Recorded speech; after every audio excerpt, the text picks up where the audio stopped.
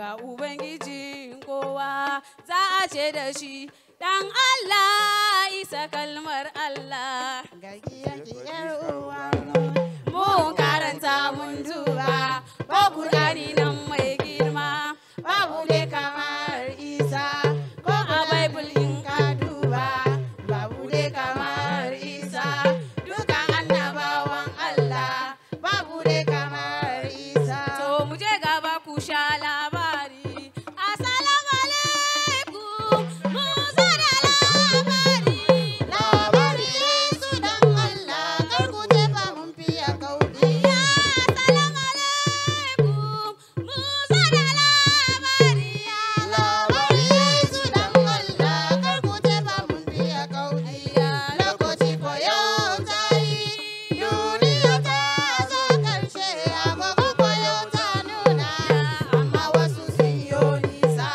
Lokaci ko yau ta yi, duniya ta zo karshe, agogon ko yau ta nuna, amma wasu sun yi nisa. Ya ga abin da Yesu ya yi hakika ni mata ban tsoro. An yi rasuwa, uwar mace can sai ta je gun Yesu.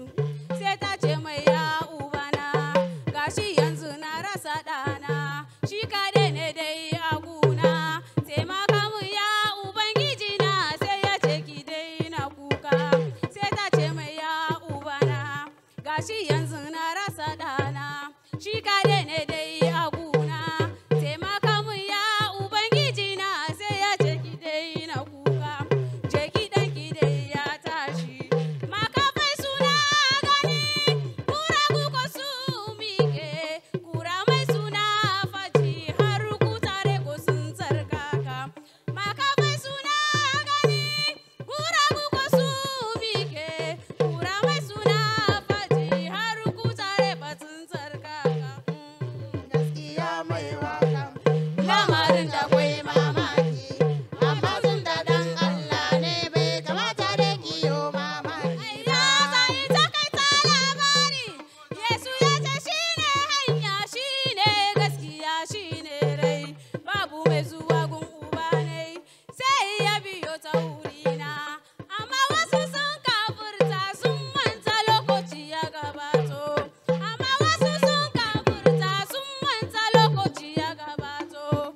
Wasu ma cikin Kiristocin ga su abin aje dai kaito.